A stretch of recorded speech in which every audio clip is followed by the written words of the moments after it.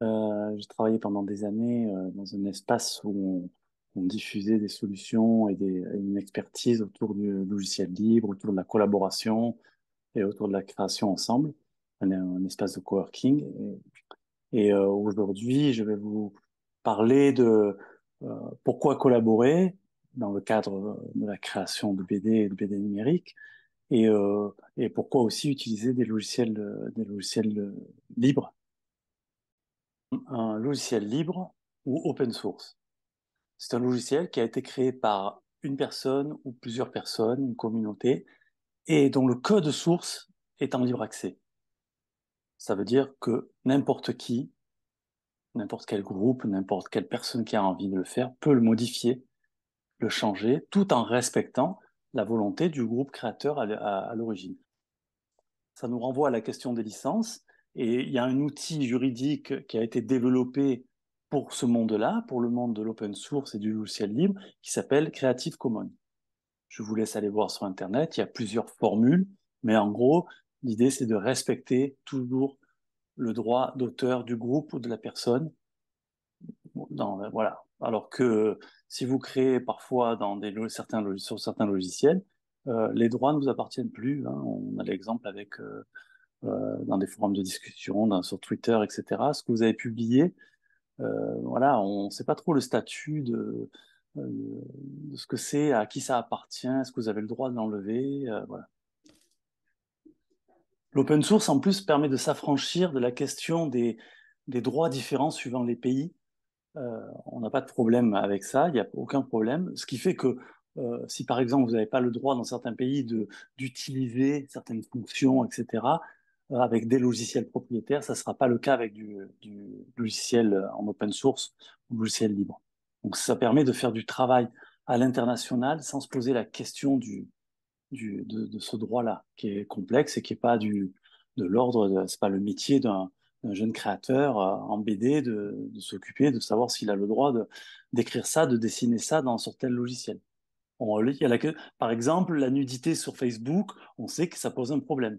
Voilà. Si vous montez vous-même votre propre, vous utilisez un logiciel libre pour faire euh, de l'échange comme sur Facebook, vous n'aurez pas ce problème. C'est vous qui décidez de ces règles-là.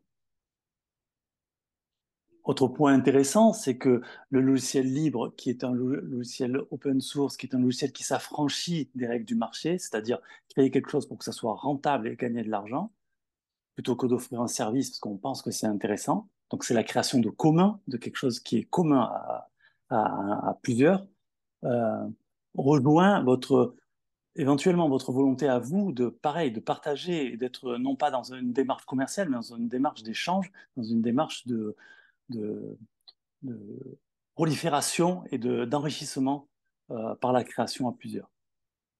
Hum, on a pris le parti euh,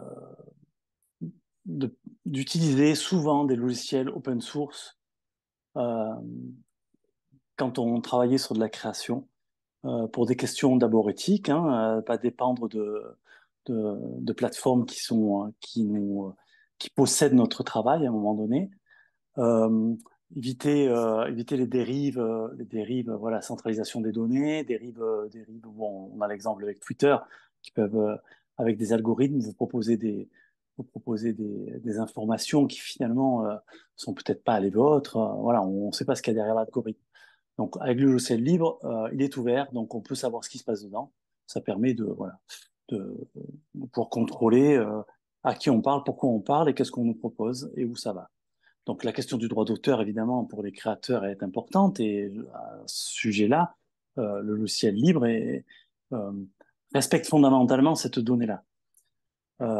L'autre question, bon, il y a la question du prix, bien sûr, il y a la question de la pérennité des données. Vous faites un format, peut-être, est-ce que certains d'entre vous ont encore du format Photoshop 1 ou 2 et ils sont incapables de l'ouvrir? Voilà, il faudrait, parce que c'est une boîte noire, les logiciels commerciaux, on ne sait pas comment les traduire ensuite.